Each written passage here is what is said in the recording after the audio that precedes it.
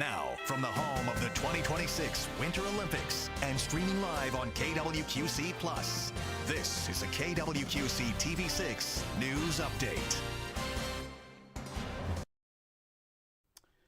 And good evening, I'm Kyle Dickens. Thanks for joining us here on KWQC+. This, of course, is our free, totally free streaming app available on your smart TV, Roku, Fire Stick, and of course, we are also streaming here on our social media pages and KWQC.com. Now, we have a lot on tap for you this afternoon.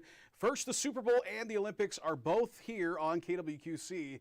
This is the first time that has happened, and tonight we are sharing some of the exclusive special reports that you will only see here on TV6 News after the game, but there are perks to streaming our news as well, as you will get to see some of those right here on the KWQC Plus app. Now, first up, a 13-year-old girl, over half a dozen cookies, and a police investigation, and a test that changed her life. Our TV6 Investigates team dug deep into this one and got access to police reports, confidential records, and the forensic evidence key to this case. Matt Christensen has our exclusive report about false evidence and an injustice of a broken system that almost ruined one young girl's life. Want to add an egg? Let's add an egg to it. Yeah, that's real smooth and creamy now. This is Vanessa. We're protecting her identity. The 13-year-old is learning to bake from scratch with a little help from mom. Because that's the texture you want for the cookies. But it turns out their cookies were a recipe for disaster. Vanessa took them to Bettendorf Middle School. A student complained of feeling unwell. Police investigated and used a field test on the cookies. All 8 came back positive for pot. But the girl insisted she was innocent. I feel like my life was over, kind of. Police didn't arrest her, but she was immediately suspended and expelled 11 days later. Her mother, Ogdenia, didn't believe the evidence. She believed her daughter. That my daughter was being expelled for selling drugs. And there were no drugs. No drugs. It wasn't until months later that the state crime lab delivered the shocking results. The cookies contained no drugs at all. The field tests were wrong. That's not a surprise to Ross Miller, a researcher who has studied field tests at the University of Pennsylvania Law School. Anyone that relies on the evidence from a colorimetric field test does not know whether or not that substance was a drug, pure and simple. It's unclear what method the police used in Vanessa's case. They must be inaccurate. They're not accurate. Not accurate. There isn't enough data to say for certain how accurate they are, but one study points to case after case where test substances turned out not to be drugs. Cotton candy, powdered milk, even the ashes of a cremated child. Carla Sue Marriott, a national forensic expert and biomedical research professor at Roger Williams University, explains. Because these are color tests. They're not a lab confirmation analysis where it goes through detailed instrumental analysis. The Bettendorf Police Department told TV6 Investigates it uses several tests, including color pouches and ampules. The department got a $30,000 handheld spectrometer test in 2023. Ogdenia says she's the one who had to call police to find out about the lab test that ultimately cleared her daughter. But by then, it was too late. Bettendorf police did not update their report with the lab test results until September 22nd, way beyond the 30 days Ogdenia had to appeal the expulsion. She says the district rushed to judgment without knowing the truth. It wasn't even 2 weeks before they put that board meeting together so fast. It made their decision, done. Put a stamp on it. The district declined our request to go on camera, instead providing a statement that said in part, expulsion decisions are not made lightly and involve multiple steps, including administrative review and school board action. It's too late to remove the expulsion from her record. Instead, the district has agreed to add an addendum stating that the cookies contain no drugs. But that's not an erasure, and Vanessa worries the stigma will follow her forward. A scarlet letter from a test that she says never should have decided her fate. Oh, I see the chips. I see the chips. I feel like what they did to me was very wrong. Like, I didn't deserve that. How it tastes? Good. In Bettendorf, Matt Christensen, TV6 Investigates.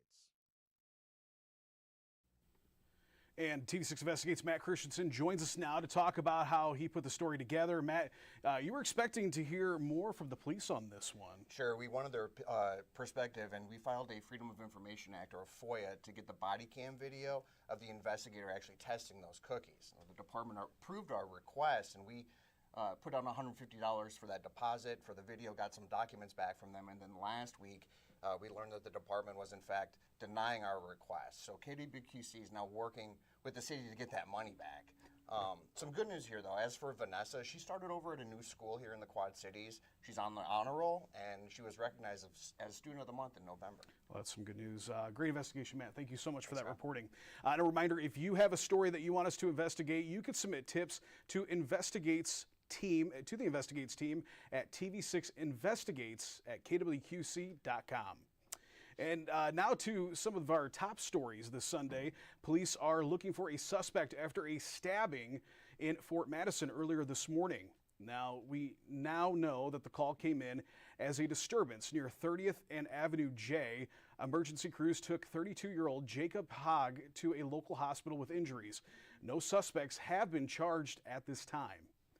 And now on to Galesburg, where a family and their dog escaped their home after an early morning fire. The call came in around midnight. This was this morning, and officials deemed that the home is unsafe. As crews arrived, they will determine, after they determine that that house is no longer fit to stand, they will be demolishing that home to help protect the public and surrounding properties. No word yet on a cause of the fire. KWQC's Chandler Brindley is at the scene and will have the latest coming up tonight. And with all the dry conditions, firefighters found themselves fighting a brush fire. This was in a field west of Milan today. Now, this when TV6 got to the scene, we saw crews cleaning up. Crews confirmed to TV6 that 10 to 15 acres were burned. Thankfully, though, no injuries were reported. And that segues into our first alert weather. Now that the last story we heard about was those dry fields and the field fires. We are hearing, too, that there are a lot of reports of some field fires. So something definitely want to take note of. Don't burn unless it's a controlled burn. And if you are a smoker, do not throw a cigarette butt out because while the temperatures are nice, we haven't had it. It's very dry, and we add into that a little bit of wind, too. Yeah, so I mean, I do want to show everybody a little bit of a forecast. We can take a look outside right now, and we are seeing, well, that plenty of sunshine in those winds that have been definitely picking up. You can see that we have the wrong graphics. Anyways, hey, that's okay. We can fix that, yeah, though. So they're feverishly getting the right ones up, but yeah. The temperatures now, though, I mean, look they're at not that. Bad. Yeah, I mean, 40s for this time of year, and we're forecasting some 50s as we get into our Monday. I know that's what's so exciting, right? It's exciting. It's kind of giving us a little bit of a spring mix and field, but yeah, I mean, we were talking about, yes, those fields catching on fire. It's been very dry here with those temperatures. I mean, you can definitely notice outside with not only just the trees, but also those winds. And well, gusts today, they're expected to be anywhere up to 25 to even 30 miles per hour, and winds that are ranging anywhere from 15 to 20. Those temperatures, they're not going to be cooling off a whole lot here over the late night hours anyway. We are going to also catch some relief not only from the daytime highs, but also those overnight lows. There we go. Take a look at those winds right now. I mean, it's pretty windy out there. Not too bad, but it's still quite windy. I mean, anywhere from those mid to upper teens. So it's definitely noticeable. We're getting all those winds here from the southeast. Those temperatures, like we were talking about, in the 40s and 30s. We won't really be warming up a whole lot today. That warm up comes into the forecast as we get into tomorrow. Overnight, we'll catch a little bit of relief also from the bitter cold, as lows will be dropping into the mid-20s. Do expect some clouds here overnight and even as we get into tomorrow, but otherwise we will be dealing with peaks of some sunshine. Now, I do want to show the Olympic forecast. They're not necessarily dealing with different weather. I mean, sun and cloud mix. Yeah, chance for some rain. We won't have rain tomorrow in the forecast, but I know they will. Temperatures in the 50s, and then in Cortina, it's going to start off cloudy, but then they'll become sunny, and then temperatures back into the 40s. What we're going to be tracking here at home, above average highs with temperatures reaching the 50s, and then as we get into the middle of the week, we won't be holding on to the 50s. We'll be dropping back down into the upper 30s and 40s, and then our next weather maker could potentially come into the area as we get into Thursday.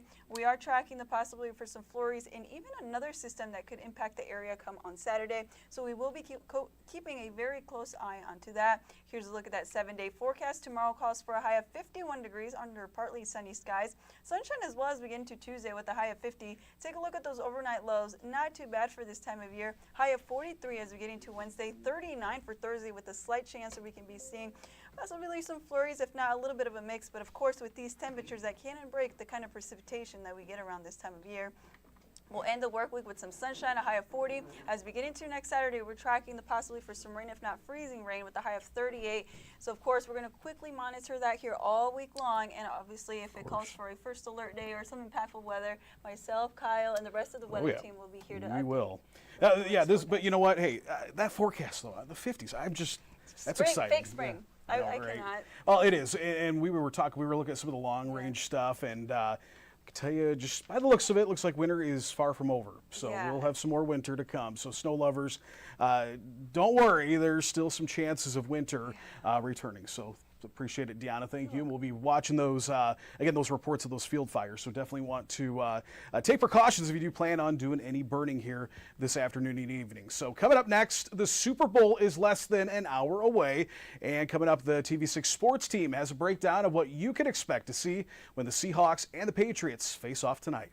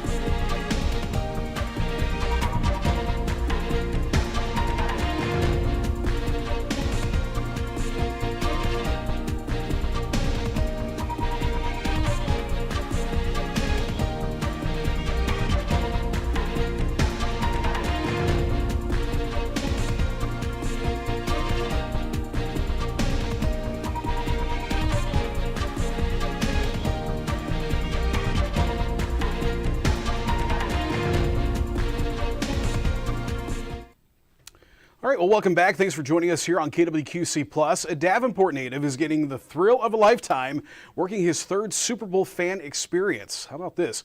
Caleb Heskett graduated from Davenport West and currently attends the University of Dubuque, majoring in sports marketing and management. Now for tonight's game, he's working the fan experience, doing crowd control and even monitoring the infamous Vince Lombardi Trophy. How about that? Now he says it has been the experience of a lifetime. This is a huge opportunity for me. Just kind of more of the letting other people see what working in sports is all about. Fans come up and say, thank you for helping us. It's just, it puts a soft spot in my heart because it's like, that's what I'm there for, is to help fans do whatever they want to do, have a good time, and be safe at the same time. And in addition to this Super Bowl, Caleb has worked the games in Las Vegas and New Orleans. Well, who is going to take home the Lombardi Trophy, Seattle or New England? That's the big question here tonight. And the TV6 sports team joins us to break down what we can expect from Super Bowl 60. As we count down to kickoff for the biggest football game on planet Earth, Brianna Baylog and I want to give you some keys to the game and some players to keep your eyes on. Let's start with our keys to victory for the Seahawks. It feels like this game is in the hands of quarterback Sam Darnold, not because the Seahawks need him to be the guy that wills them to victory, but just because of his shaky past prior to this season. Yeah. If Darnold can limit mistakes and perform like he has throughout this season, I think the Seahawks definitely win this game. They have an elite defense and elite offensive weapons. Darnold doesn't have to be spectacular. He just needs to manage the game, take what the defense gives him, and avoid costly mistakes. Yeah, and as you just mentioned, the Seahawks have an elite defense, arguably probably the best in the NFL. Big reason why I feel like they're predicted to win, or a lot of people have them going to win. So I think that's going to be a huge thing for the Seahawks. But also a big thing for the Seahawks is they're going to have to apply pressure on Drake May. May is a dual threat quarterback. He's passing, he scrambles. So I think the defense needs to kind of apply a lot of pressure on him, kind of get him frazzled in the beginning, and I think that'll be a big key for them. As for the Patriots' keys to victory, this key goes off the point of Darnold limiting his mistakes. The Patriots' defense need to win on early downs to force the Seahawks into third and long situations. That's easy to note, but hard to execute. because the Seahawks have been the second best team in the NFL, averaging nearly 6 yards per play across first and second down. The Seahawks led the NFL in conversion rate at 64% on 3rd and 6 or shorter, but when they faced 3rd and 7 or longer, that conversion rate drops all the way down to 21%. If the Patriots can make Darnold have to beat them with longer conversions on 3rd down, they could force Darnold into some uncomfortable situations, and that's when the mistakes could really start to happen. The Patriots have an elite defense, as we mentioned, so it's certainly not hard to envision this taking place. The Patriots led the league in sacks and yardage allowed. Yeah, the Patriots need to slow Seattle's rhythm down for sure. Stop the run, generate a lot of pressure. I think that's going to be huge for them, is to generate a lot of pressure, win the turnover battle, and I think that's just a big thing for them. I think it's going to be tough. Obviously, no easy task going up against the Seahawks, but yeah, I think generate pressure on defense is huge. Well, now let's get to our predictions. The Patriots have had the greatest turnaround in NFL history. They're the first team to ever make it to the Super Bowl after losing 13 games in the previous season. This team arrived much earlier than anyone expected, but they've also benefited from having one of the easiest schedules in the NFL. The Patriots' opponents this season finished with a winning percentage of less than 400. Crazy. They haven't played a lot of great competition, and this should no doubt be their biggest test of the season. I think the clock strikes midnight for Cinderella, and the Seahawks win Super Bowl 60, 27-10. Jackson Smith in Jigba will show why he led the NFL in receiving yards.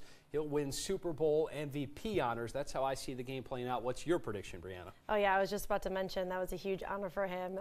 So my prediction is I'm going with the Seahawks, too. I'm going to get them 34-20 is going to be my prediction. I think the Seahawks are going to win pretty big. I was kind of debating on how many points the Patriots were going to score. So I did give them 20. I was kind of between like 34-10, 34-20. But because the Seahawks have held opponents to low scoring pretty much all year. So that's kind of why I was in the debate for that. But I think the Seahawks are going to win the Super Bowl this year. Looking forward to seeing how Super Bowl 60 plays out. All I hope for is that we have a great game. We hope you enjoy watching. For Brianna Baylog, I'm Joey Danya. All right, Joey, thank you very much. And yeah, you want to make sure to join us at halftime. We're going to break down all the highlights of the first half of the game and, of course, more. You don't want to miss it. We also head to Italy coming up next with the latest update from the Winter Olympics. We'll be right back.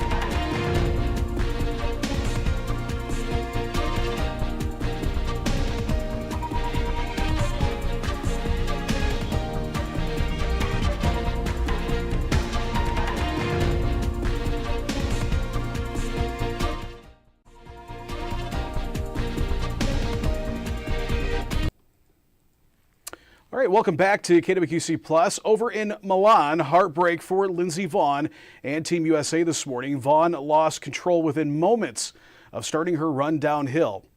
Now, the skier was treated by medical staff and flown by helicopter to a local hospital this afternoon. She had surgery to stabilize a fracture in her left leg. Vonn returned to elite racing last season after nearly 6 years.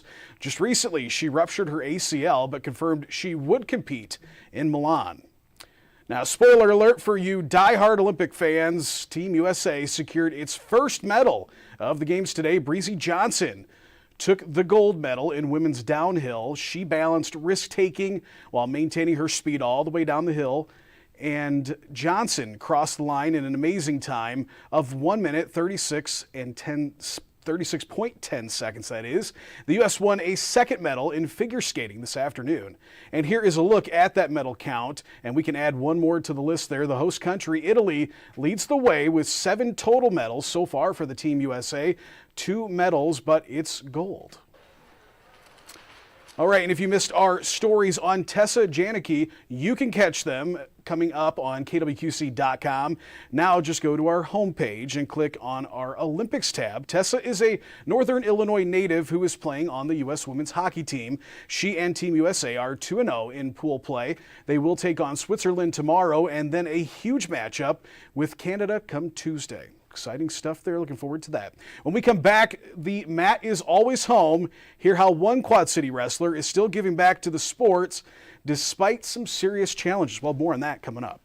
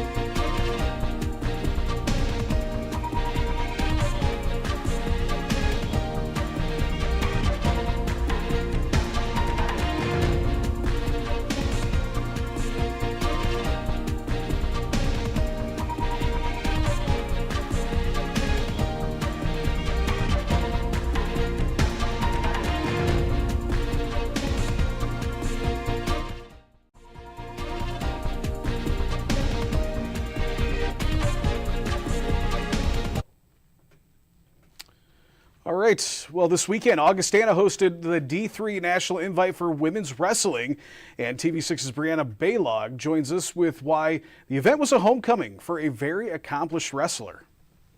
Sydney Park was a pioneer for female wrestling in the Quad Cities. The opportunity to come home for this tournament meant a great deal to her, but her role in the tournament was much different than she had once envisioned. I can't remember my life before wrestling. From the time Sydney Park was young, the mat was always home. My dad coaches, my older sister coaches, my younger sister watches wrestling, and we have a family group chat where we talk about it all the time.